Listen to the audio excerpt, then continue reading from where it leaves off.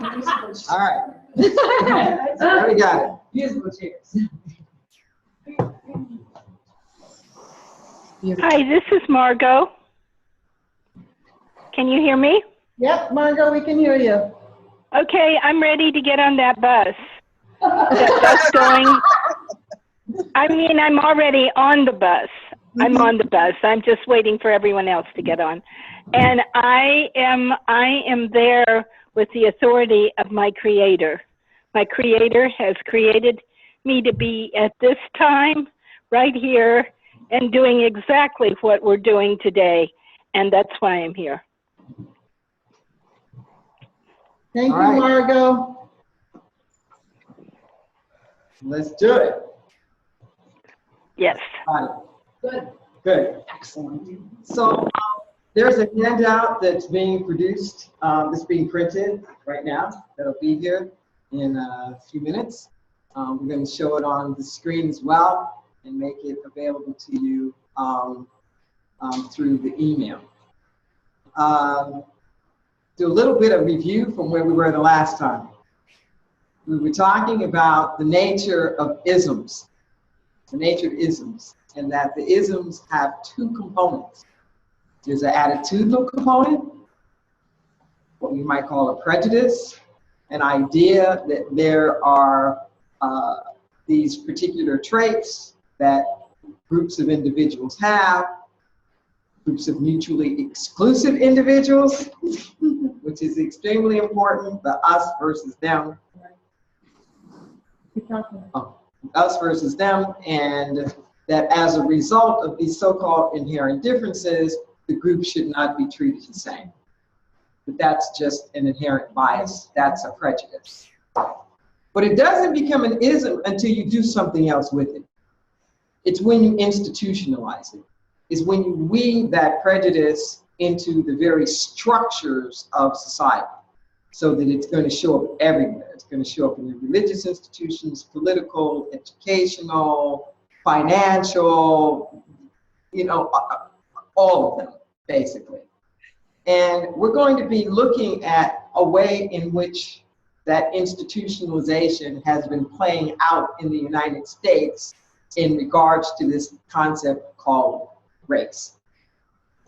And I think that this particular exercise that we're going to do helps to weave it together so you can see very clearly how both a prejudice and a bias, along with the systemization, is what creates the ism.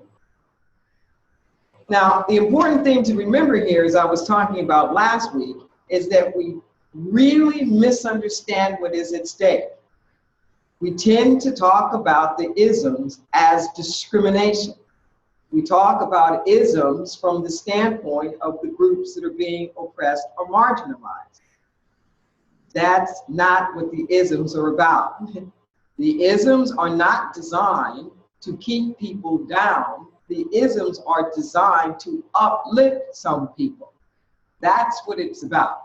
That some people, for whatever reason, are given more privilege or given more entitlements, and the discrimination, quote unquote, or the marginalization of the other people is either just collateral damage, it's either just the net impact, even though there might not have been intent, or the marginalization of the other people is for the specific purpose of the upliftment of the others.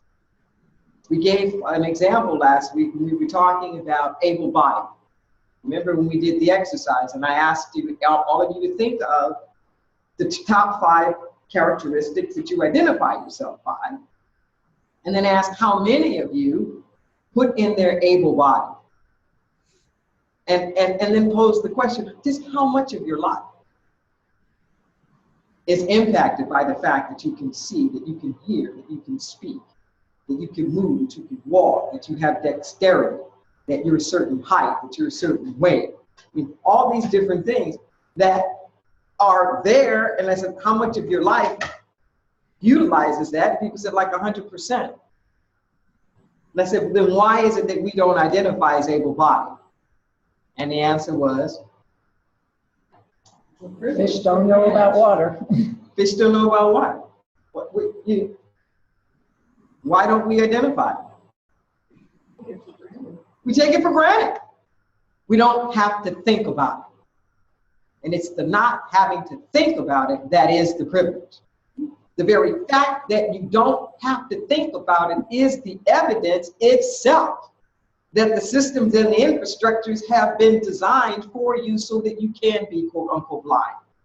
So that you don't even have to notice because it is so seamless, for you.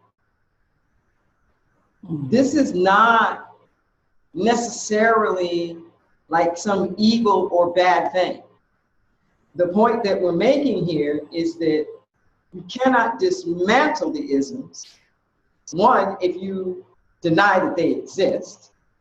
And two, it takes people who are in the more advantageous positions to be the ones to level the playing field. The people from the marginalized positions can't level the playing field. People whose districts have been redlined by the banks can't give themselves their own loans for their houses. Women couldn't give themselves the right to vote. They weren't in Congress to do that. People with disabilities couldn't have passed the American Disabilities Act. No slave could have written an Emancipation Proclamation or declared, slavery to be illegal. It's always going to take the people who are in the positions of power to get up off the power exclusively and to share it. But you can't share something you deny that you have.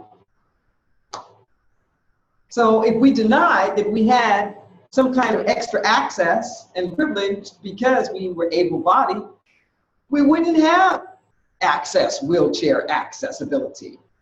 We wouldn't have Braille. We wouldn't. Deaf people can't interpret for themselves. It's going to take a hearing person to be that bridge and to do the interpretation. Is this making sense? Mm. Now, we have too much stigma, guilt, shame, whatever, about that because we have it in our minds that everything is supposed to be fair and equitable. And if it's not fair and equitable, then there's some kind of foul play. And not only do people not want to be on the side of the marginalized, people don't want to perceive themselves on the side of the advantage to either. Particularly if this advantage is not of their own making or not of their own will, if it's just somehow or another given to them. You can't not use your privileges. So, well, I don't feel privileged. Well, I don't feel that, but it's systemic. It's in there. It's in there.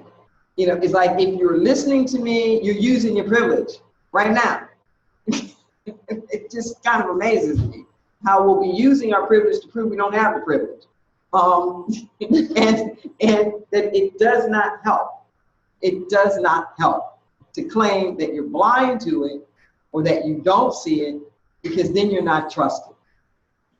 You think you're making somebody feel better by saying, well, I don't see this and I don't see that. You don't make a blind person feel better by saying, I don't see disability. Then you can't see I need something. It doesn't help. Does not build trust. In fact, it's just throwing more of the privilege. Yes. I can't see that you can't see. And all the world is fine. Yeah. So, does this make sense before we actually get to the more touchy stuff? I think it's almost a liberal trap to say that you don't see it. As if you're upborn that you don't see it, which is even more privilege. Exactly. That's why liberals and progressives are the biggest problems. Not the racists. Yes. Not the people who are into the discrimination. They are not the big problem. The big problem are the ones that are in denial. the ones who have a vested interest in believing that it's over or it doesn't exist. They're the dangerous ones. You ask anybody who's in any marginalized group, and they'll tell you they would prefer somebody on the extreme any day, because you know what you're working with. And it's real clear, and it's real easy, and nobody's trying to make you crazy. But the challenge is in this area, and that's why we're doing this. I doubt very seriously if too many people who are on the extremes are tuning into this right now.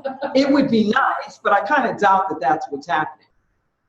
What's happening is more likely that people who are feeling like they're more progressive or they're more inclusive or they're more liberal are actually needing to take a look at exactly where they are and exactly where they stand, so that they can, in fact, make a difference. They can make a difference. It doesn't help. It doesn't help. You know, if you're pulling into your 3-bedroom house, I don't see homelessness. It doesn't make anybody feel better about what you don't see. Don't brag about your ignorance. It's not a merit badge. Don't do it. Now, I'm sorry if some of this feels a little harsh. You're here by choice for such a time as this. I warned everybody that if you want the nice thing, go to like the other session. But this is the let's just deal. Let's just deal. Okay? Take a deep breath. I want to check in with the people on video or people who are on telephone. Are you with me? Yes. Okay. All right. Race is not a biological condition. Race is a social construct. Race is a socio-political, economic concept. It is not just a biological thing. What we say physically accounts for race, our skin pigmentation, eye shapes, hair texture, and the like, accounts for less than 1/1000% of our DNA. Less than 1/1000%. Look at all the drama that we've organized around 1/1000%.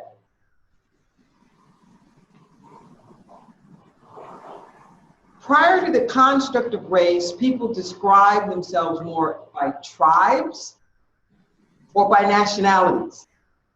The Greeks, you're Romans, you're from the Shanti tribe, this or that. And it's interesting that even now, in order to use or describe race, we still wind up going back to geography. Because so much of the physical characteristics that we associate with race are really tied just to geography. If you're in a hot country, you need darker skin. You need some pigmentation so you do not burn. You're in cold countries, you need more hair. People in tropical countries don't have a lot of body hair. You don't need it. It's hot. If you're in Russia or you're in some Slavic countries, you need a hairy back. You need a little fur coat on you to keep you warm, but you don't need it. it's really not all that deep. It's really honestly not all that complicated when you take a look at from a pure sort of anthropological, physiological perspective of why there are certain physical characteristics in certain regions.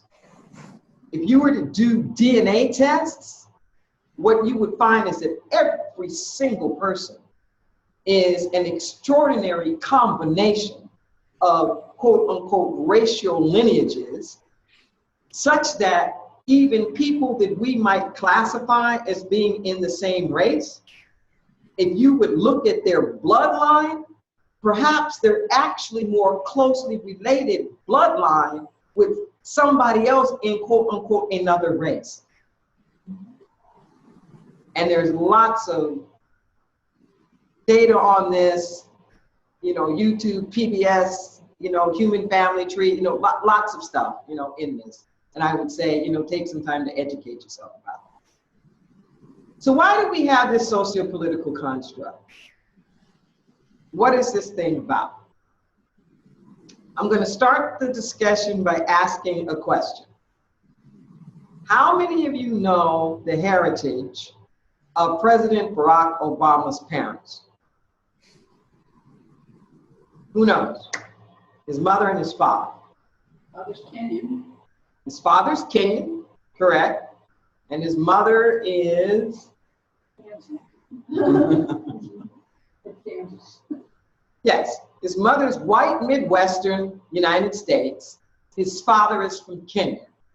Now, barely knew his father. Barely knew his father. Raised in the United States, a lot of the times with his maternal, with his white grandparents, and a fair amount of that time in Hawaii.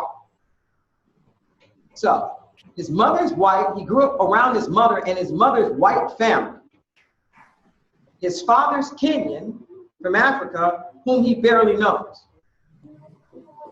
Why is Obama black? His mother is white. Why is Obama black?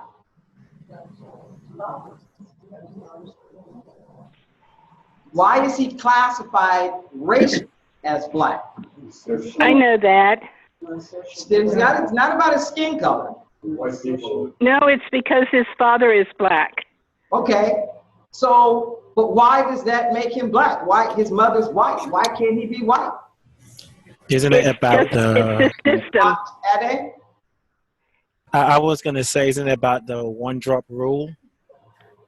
Yes. When a black person and a white person comes together, I don't know how they measure the drop, but the mere fact of them joining together makes that baby black. I'll explain that. So there's basically this construct, this formula that's been made. You take a breath. It was designed around this notion of trying to prove the superiority of the white race. Just take a breath.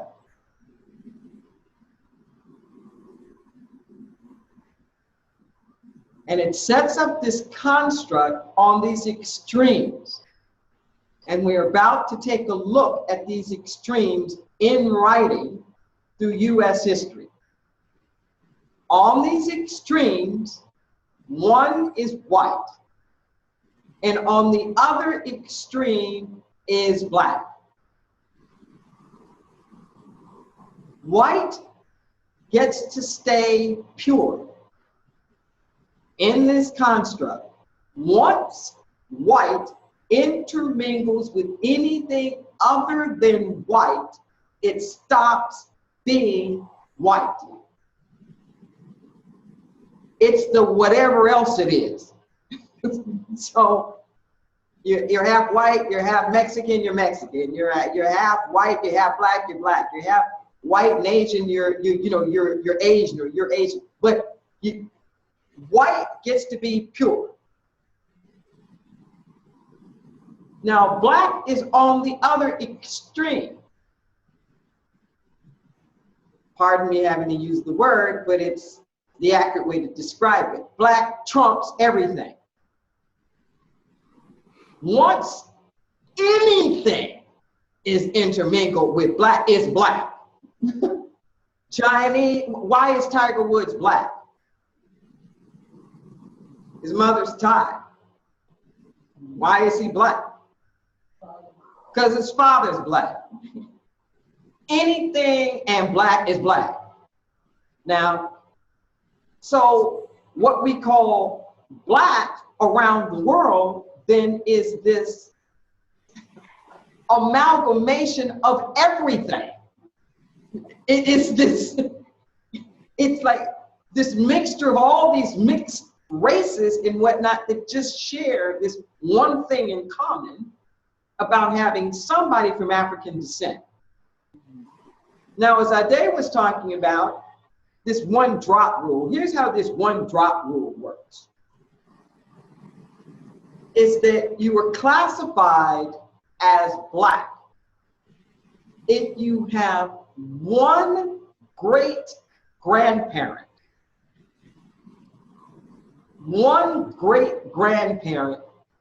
that has any kind of black in them. You're black. This helps to increase the pool of slaves. This helps to increase the pool of slaves. Take a breath.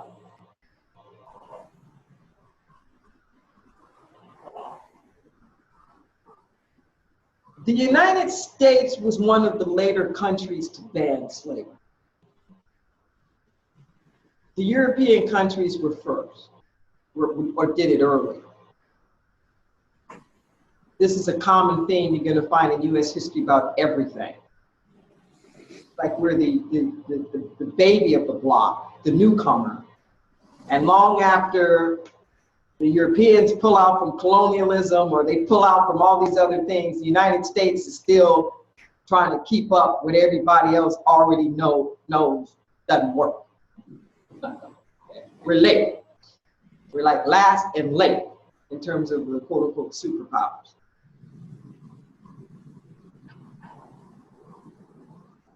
As slavery started to get banned in the early 1800s, and as we started with the development of the cotton gin,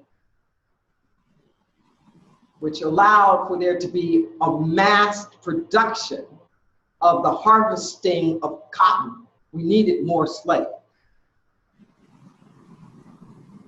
The United States started making its own slaves. Just breathe that in. The United States started making its own slaves.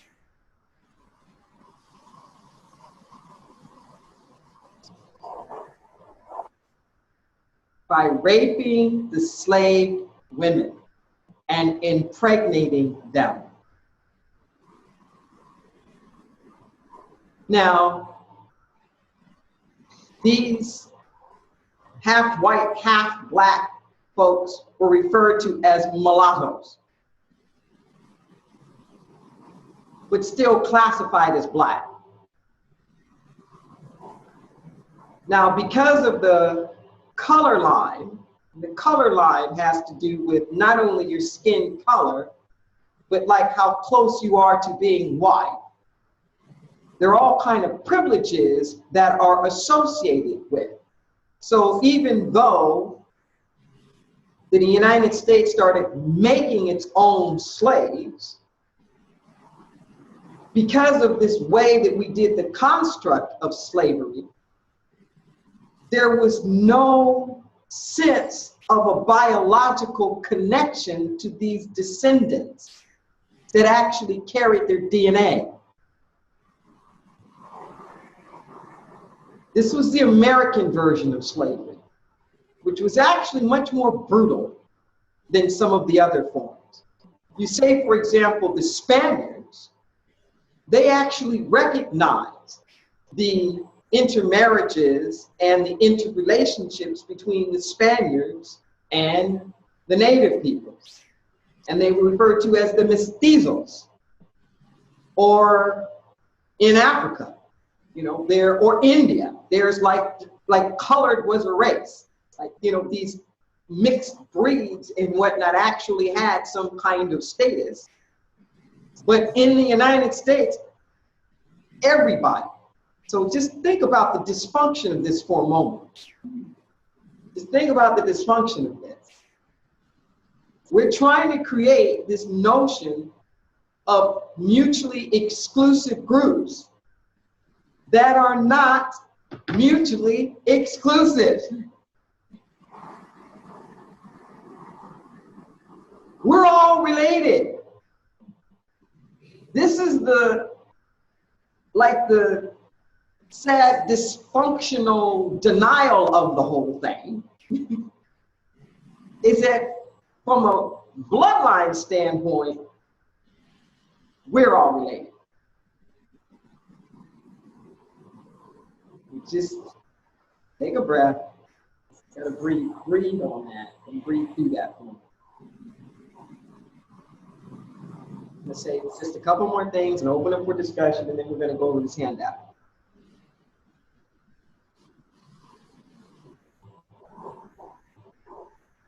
The transatlantic slave trade went on for centuries. Centuries. It was the backbone of capitalism. The free market system. There were certain countries that were already being pillaged, I guess is the word that I want to use.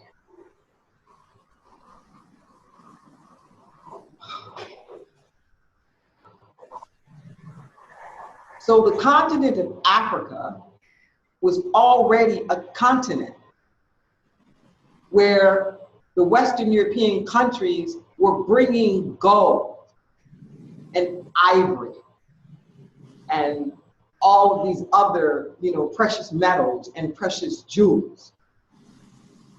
They had already set up these routes. They had already set up these forts where, just like we do now, where the armies are protecting their interests in these foreign countries. So when the trade started to become people, the people were warehoused in these facilities that were just made for cargo.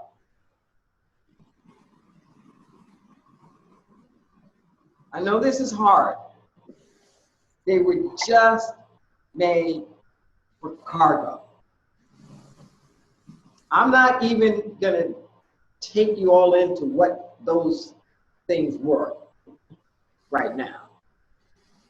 But it is suffice to say that we understand this pattern of where the government gets involved in the import-export business of bringing riches or bringing things from other countries to its country. The slave trade was done by certain Western European countries that are little countries.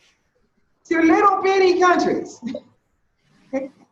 Small land masses near water. Because it's very important that they be able to have the ships. So it's not the landlocked, it's not the Eastern Europeans, it's not the Russians. That's not to say that there weren't times when you might have had a Genghis Khan or something like that invading, but the transatlantic slave trade was only from the countries who could get on the Atlantic Ocean and travel. So we're talking the English, the French, the Spanish, the Dutch, the Portuguese. And there was this very elaborate system in which, with no separation of church and state, the religious institutions of the day were a part of it.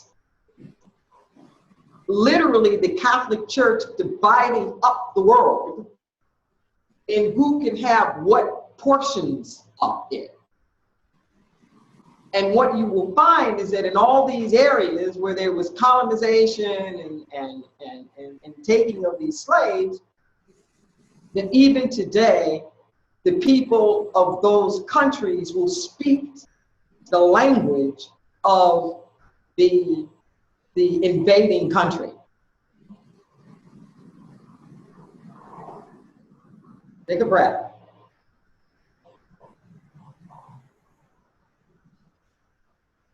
So we now in the United States, here in 2016, are very dependent upon fossil fuel, yes? Yes. We're very dependent upon oil, yes? Yes. The import and the export of this oil, yes? Okay. Black bodies for centuries were the equivalent of black oil. Black bodies were the equivalent of black oil. They were the energy, so to speak. They were the labor force. They were how things were happening. And this went on for centuries. And the justification being economic. Now, the only way that these good Christian folk could even justify this in their minds is that these people that they were colonizing and subjugating couldn't be fully people. So they created this whole construct that put forth that God, the Almighty God, had put the white race over the world. And they had the right, I'm talking huge, to go all through the Americas, to go all through Africa, to go all through India, like to go all over the world and basically take whatever it was that they needed for their own benefit. So the subjugation, the discrimination, like, was it for the purpose of discriminating? It isn't like the English or the French had to go all the way to Africa just to make the Africans feel bad about themselves. It's like that wasn't the point. You know, the point was these individuals felt they had the right. The government was giving them the right. The church was giving them the right. And anytime you have this way in which you're trying to justify the supremacy, you're going to always come up with some kind of reason how it's natural, how it's God ordained, or there's some kind of physical superiority. You know, when I was coming of age, it was that gay people had a smaller hypothalamus. I'm not lying. I am not lying. I am not lying. It all becomes a part of it, so to speak. This justification in why it is, but the only reason why this construct of race was created in the first place was to do this kind of justification.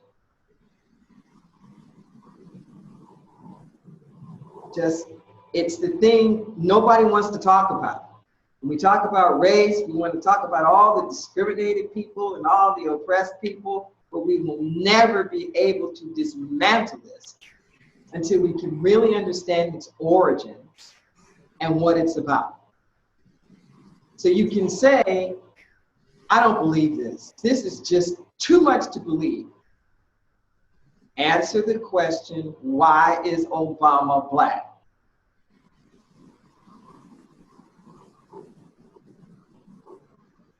What was the hysteria around interracial marriages? Because you didn't want your grandkids to be black or to be, you know, Hispanic or whatever that is. And it's like, why were they going to be that? Because that's the construct within itself. And we'll never be able to understand the isms until we get that. Now, normally at this time, it's when there's got to be a lot of processing. So this brings up big feelings. Big feelings. Big feelings in everybody's part. Big, huge feelings. And it's okay to have our huge feelings. But we can't heal what we're not willing to feel. We cannot heal what we won't feel. So it is important for us to just feel into this moment.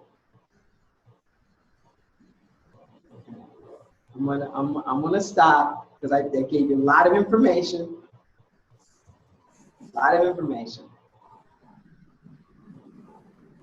Questions or clarification about any of the things that I've said. Leah.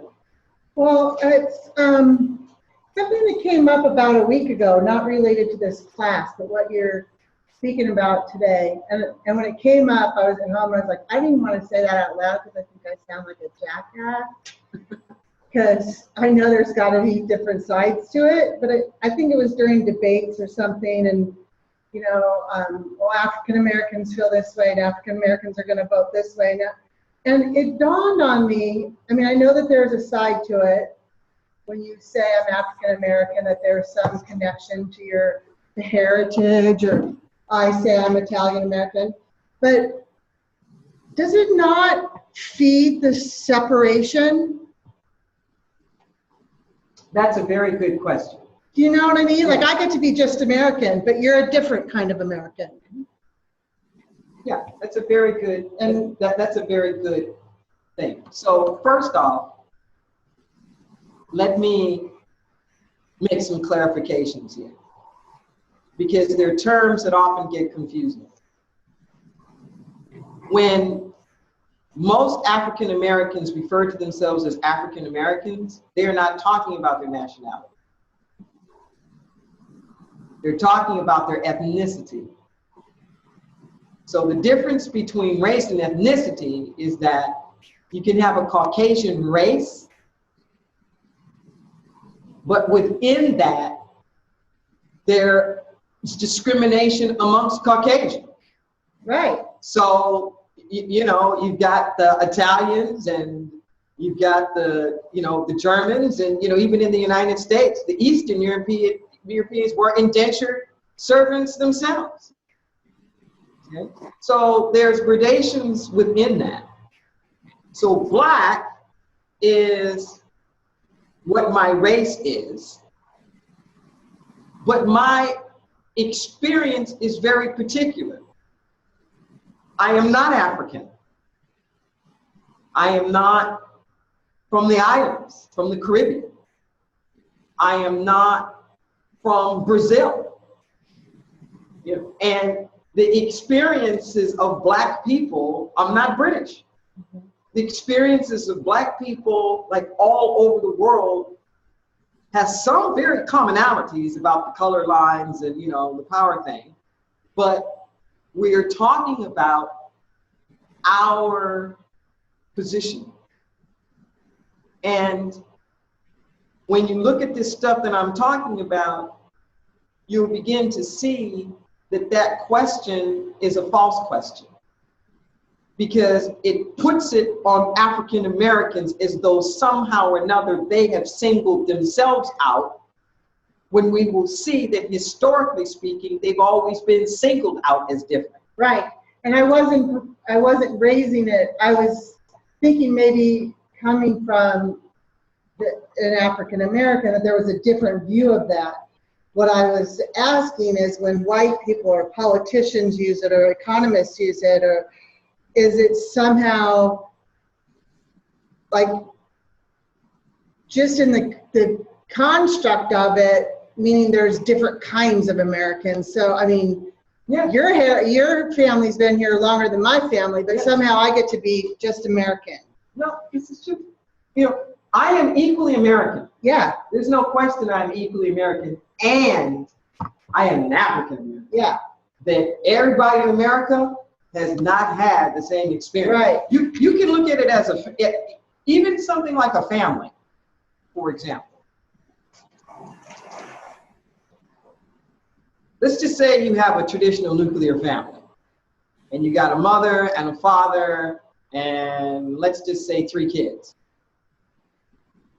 They're all in the same family, but they're going to have a very different experience in that family. Yeah. The experience of the father is going to be very different than the youngest child.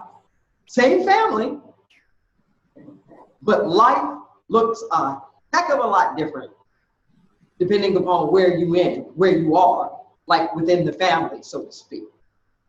And absolutely everything in life in America, we're going to go over some of that now, and I'm going to leave you with some of this because we're going to come back to it, because it'll be overwhelming if we go over too much. Absolutely everything in America has been race-based. Yeah. Everything. Everything. Right down to when a state could become a state. Couldn't even become a state until there were so many white people, which is why they started the push west, to get more white people to go, why they took the land from the natives and just gave it to white people. Just homestead. Anybody can like show up somewhere and squat on it, and government just gave it to you. Because they needed to have so many white people in order for it to be able to be a state. And I would say to your question that it's the same thing that I was saying about earlier, that the differences are so stark that now is not the time to be blind. Right. I think I left the question there when I went through it myself, because on one hand, it's important because of your different experience. And on the other hand, I feel like people can use it as a justification to treat African Americans differently. Oh, hell yeah. There's no question about it, which is why there's a whole Black Lives Matter. Right. Yeah. You know, but it's one of those things where we've got to deal. We just have to deal with facts. We can't keep not. Yeah. Okay. So to illustrate this idea about how prejudice becomes institutionalized, and do you have it on your? Yeah, I think I can. On your screen here? How prejudice becomes institutionalized. We're going to go. I'm going to take you briefly through some excerpts, and I invite you to just go and read it yourself. I put the URL on it. There was a very famous decision that came out in 1857, and it's sometimes referred to as the Dred Scott decision. Dred Scott was a slave who had been with his master and his owner and had lived in several different states, some of those states being free states. And he was not the only person to do this. There were hundreds of people who did this. He sued for his freedom. And he sued in the American U.S. courts, claiming to be a U.S. citizen. And what was at stake in this decision was whether or not he was still property, even though he was in a free state. And the other question that was up was, what about the states beyond the 13 colonies? And what rights did they have to be slave states or not? At the time of the Dred Scott decision, it was being left up to the states to vote themselves whether or not they wanted to be slave states. This was a very, very important decision, and it is a lot of what fueled the Civil War. We think sometimes that the Civil War was fought to end slavery. That is not true at all. The Civil War was fought to try to stop the spread of slavery for economic reasons. Because with this Dred Scott decision, what it was saying basically is that there was no such thing as slave states and free states. So if you were a slave owner in Georgia, you could bring your slaves into New Hampshire, set up shop or whatnot in New Hampshire, not have to use the textile mills and whatnot, you know, of the north where they're having to pay for labor. And it would be such an economic disadvantage, it would totally ruin the US economy because it would completely squeeze out the non-slave states. But the piece of this to remember is that capitalism itself was built on the backs of slavery. Capitalism has been built on the backs of labor that you did not pay for or exploit. Yeah. Okay? And it still is. Exactly, because it's our heritage, our whole economic system, right down to the US is on a gold system. Yes? Yes. Or not, gold system. Theoretically, there was supposed to be a bullion of gold that was backing all of the paper. Well, you know, that, yes? Does that sound familiar? Okay. Yeah. Where did this gold come from? The United States doesn't have gold. No, it doesn't. California wasn't a state. It was 3,000 miles away, and there wasn't that much gold in California. That was a hoax. Oh, you're talking The government sprinkled gold dust in those rivers to get people to come west. They salted. That was called salting. Yes, they sprinkled gold dust to convince people to come west. But nobody ever got rich off of any gold here in the West. All those towns went and bump. Okay. But the gold, I'm talking about the gold at the beginning of the creation of the United States. That gold was coming from Africa. We set our whole economy up on resources we did not have. Backing our economy on a commodity we didn't have, on a labor force that we didn't have. And it goes on and on. And when we get stuck in the light, liberty, land of the free and whatnot, it's like we lose it. So what I've done here is I have taken some excerpts out of the Dred Scott decision. This is not going to be easy. I'm telling you now. Okay? It's not. We're going to email it to. Yeah, we'll come back on Wednesday.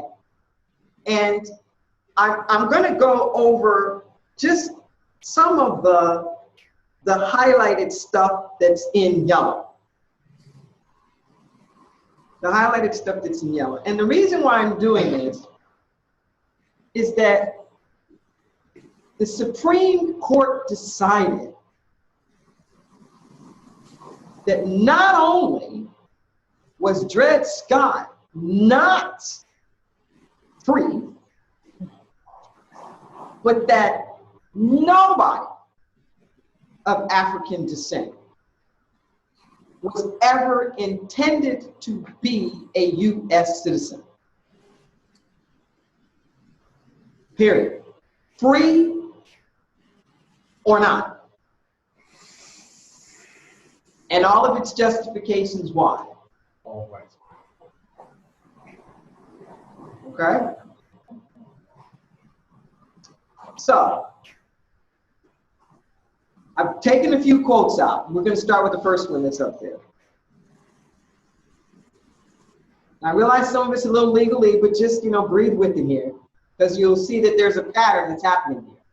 And I was taking out excerpts so you could really see the bias, the prejudice, and how it becomes systematized. Because I think most people are just naive, just have no idea of the massiveness of the way that this stuff plays out and how systematized it really is.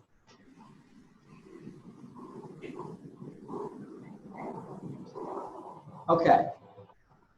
So on the screen, those of you who are online, can you see the screen? Yes. Okay. All right.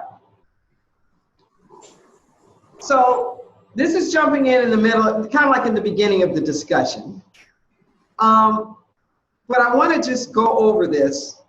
And what the Supreme Court was doing here is saying that this was not their decision, but they're trying to read the Constitution, and they're looking at Americans' pattern, and they're looking at the things that all the states are doing, and they can conclude nothing else but that people of African descent were never meant to be citizens because they were so inferior.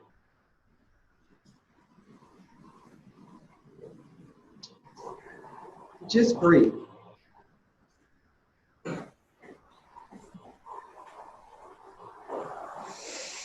So they're evaluating some of these laws that they're talking about. I'm just going to read a couple of paragraphs. We give both of these laws in the words used by the respective legislative bodies, because the language in which they are framed, as well as the provisions contained within them, show too plainly to be misunderstood the degraded condition of this unhappy race. We're talking about Black people here. These laws were still in force when the revolution began and are a faithful index to the state of feeling. This is a true indication of the attitude. Remember we said it's an attitude, it's a bias? Or a faithful index to the state of feeling towards the class of persons of whom they speak and the position they occupied throughout the 13 colonies in the eyes and thoughts of the men who framed the Declaration of Independence and established the state constitutions and government. They show that a perpetual and impassable barrier was intended to be erected between the white race and the one which they had reduced to slavery and governed as subjects with absolute and despotic power, and which they then looked upon so far below them in the scale of created beings that intermarriages between white persons and Negroes or mulattoes are regarded as unnatural and immoral and punished as crime, not only in the parties, but in the person who joined them in the marriage. And no distinction in this respect was made between free Negro or mulatto and the slave. but the stigma of the deepest degradation was fixed upon the whole race.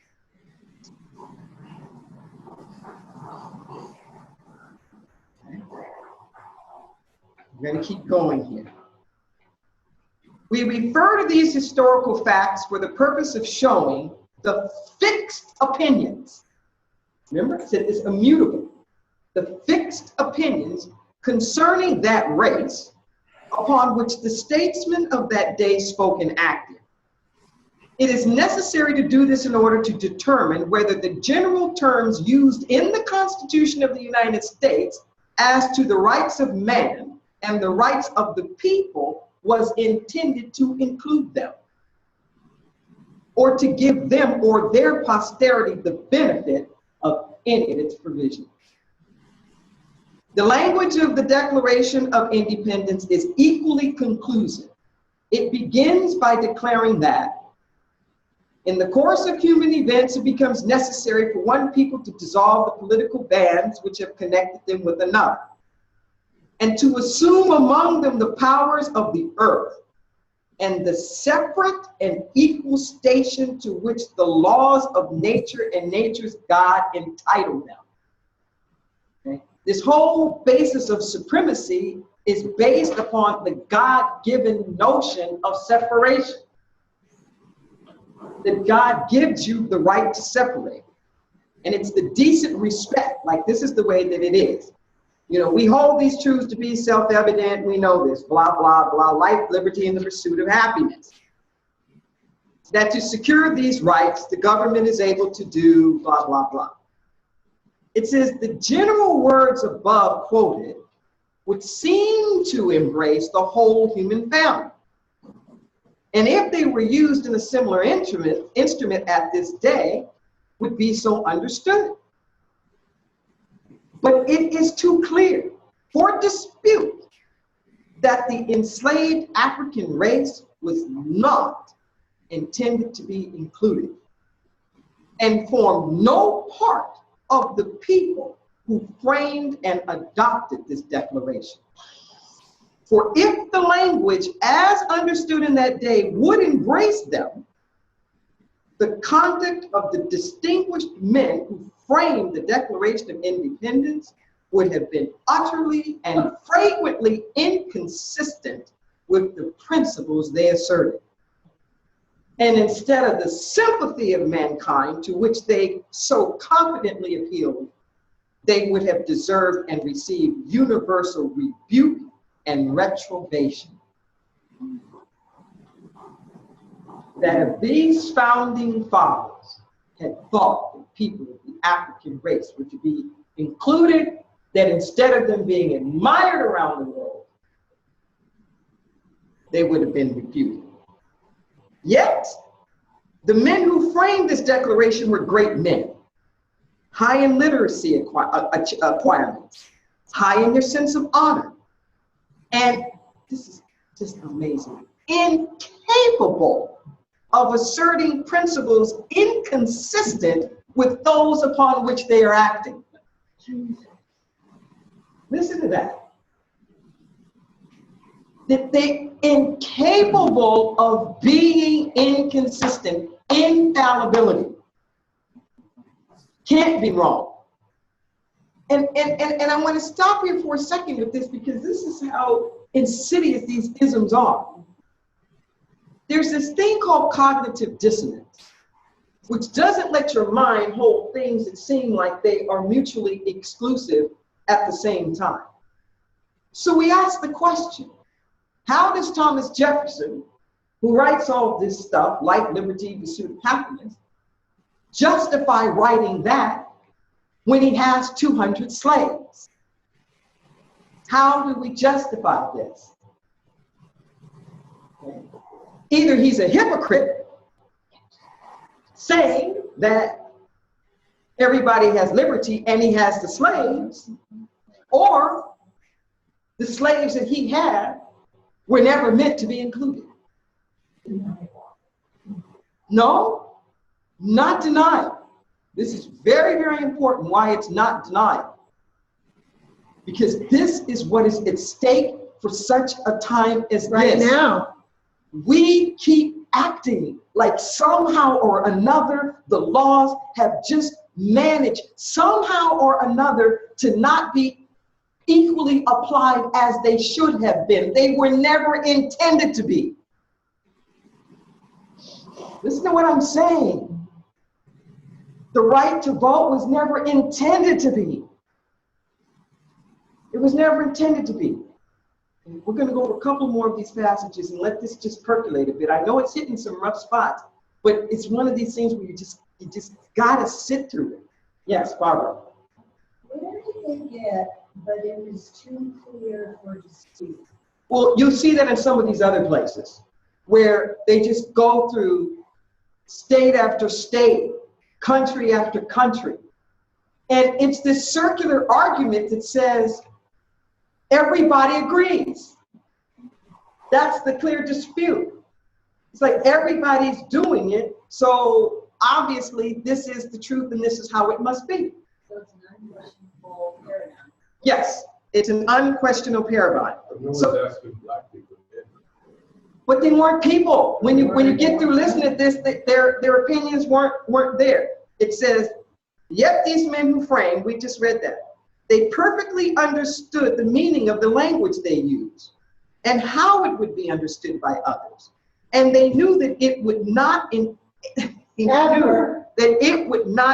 any part of the civilized world be supposed to embrace the Negro race, which by common consent had been excluded from civilized governments and the family of nations and doomed to slavery. I mean, it goes on and on.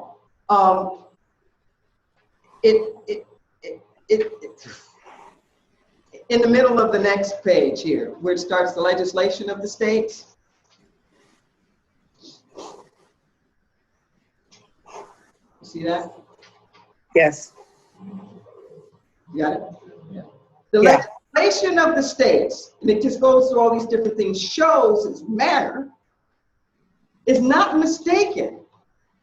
The inferior and subject condition of that race at the time of Constitution was adopted and long afterwards. But this has been going on and on. It says that it is hardly consistent with the respect due to these states to suppose that they regarded at that time as fellow citizens and members of the sovereignty, a class of being whom they had thus stigmatized, whom, as we are bound out of the respect to the state sovereignties, to assume that they had deemed it just and necessary thus to stigmatize, and upon whom they impressed such deep and enduring marks of inferiority and degradation. It goes on, and the last of that. It cannot be believed that the large slaveholding states regarding them as included in the word citizens, or would have consented to a constitution, which might compel them to receive them in that character. For if they so received and entitled the privileges and immunities of citizens, it would exempt them from the operation of special laws and from the police regulations. The police regulations have been in there from the beginning to treat them differently, which they consider to be necessary for their own safety. It would have given persons of the Negro race, who are now, in the Constitution, it would have given them all the same rights as the white people. But the language of the law is quoted, it says, was perfectly understood to be confined to the white race, and that they alone constituted the sovereignty of the government. I mean,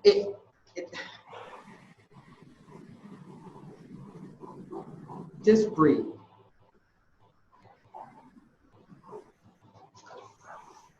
And it goes on, and it explains like certain states and things. Indian.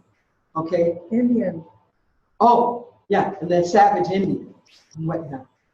But over and over, it's about the superiority of the white race, and how it just would be unconscionable for this country to do anything else but that.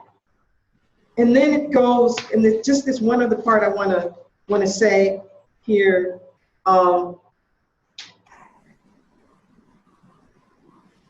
Here, the very last paragraph.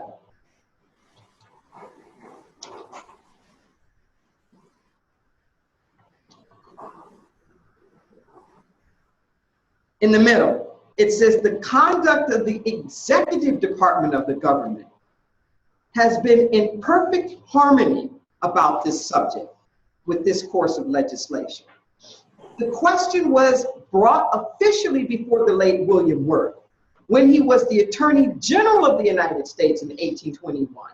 And he decided that the words citizen of the United States were used in the acts of Congress in the same sense as in the Constitution, and that free persons of color were not citizens within the meaning of the Constitution and the laws.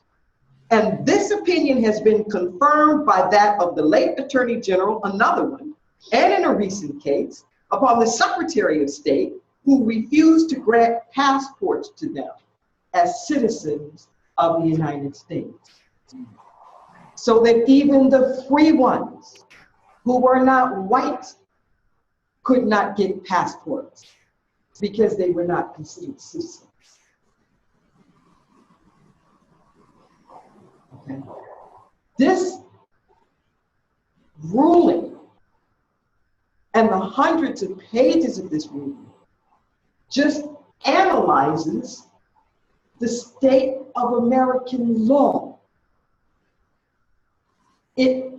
It didn't make the decision.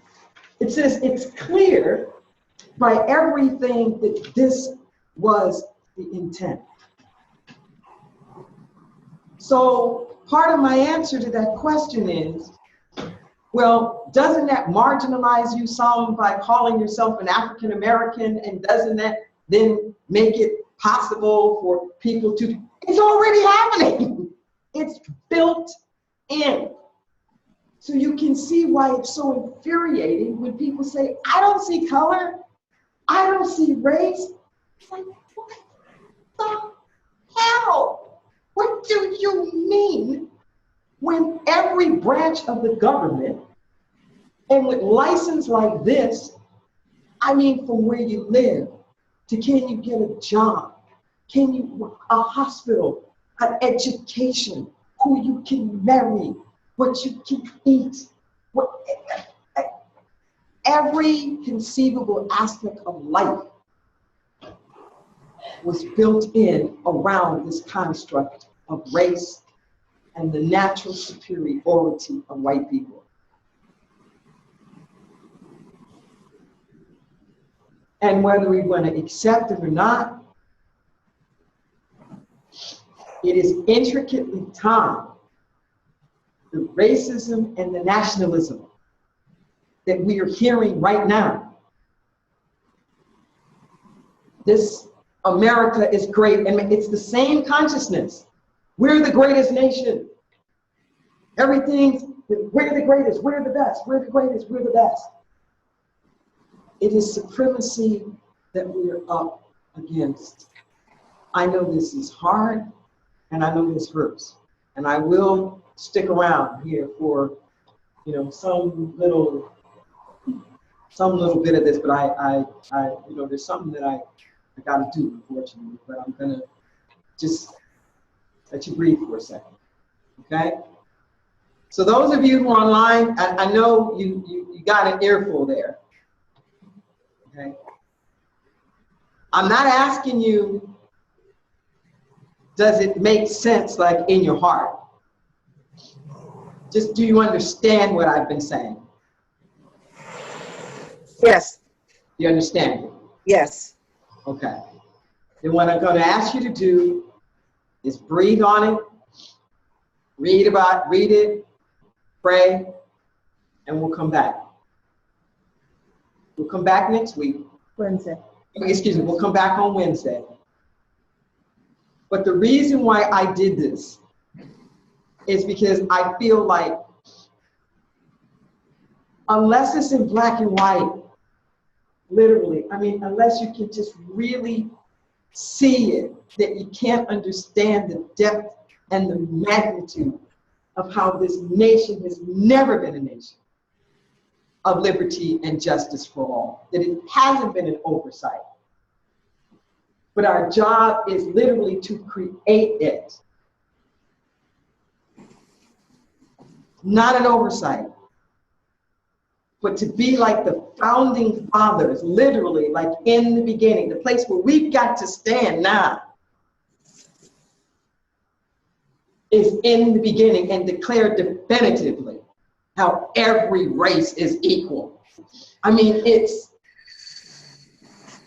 not just they've been treated unfairly, unjustly, but the same foundation of oneness. It's not there. It's not an oversight. It's not there. Please, I just have one question. Yeah. I missed several classes because I didn't know what was going on. So did you talk about how this all began? This thing with the race? Did you talk about it and I missed it? No, I just talked about it right now. Today's our first day about race. It's the first day about race. The concept of race, that we know of race, was created by the English, quickly adopted by the other slave trading nations to justify this transatlantic slave trade. I never really it had to be in the earlier beginning. Not of the construct that we know of now, like as race. They thought of race before from the standpoint of like a nationality or a tribe. But this notion that we have now of race, and this idea that somebody half black and half white is black, all that was designed here for this purpose. For this purpose. Okay? Breathe. Breathe and more breathe. To make America great again is to go back to this. You got it, baby. You got it. To make America, quote unquote, great again. To start from the beginning. Is to go back and stand on this exclusion. And I'm really wanting you to catch this. We're even the free people. And you'll go through, and I highlighted some, like persons of color, that it was built just like we talked about the infrastructure for people, able-bodied people, that the whole infrastructure of American society was built for the white race. And everybody else is like coming up against it. White males in terms of being able to utilize some of the privileges, but do not exclude white women and children from the umbrella of the protective privilege of being white. That's right. Because Protecting white women and their safety was even more important than protecting white men. They were under the umbrella. They may not have had all the entitlements, but the privilege that came along and how everything was constructed was around the entire race. So, we're going to breathe that in. We'll make sure you get the email. We'll come back on Wednesday, okay? Thanks, Rev. Thank you. Thank you, Rev D. All right. Thank you very much. Okay. I was a little late getting, but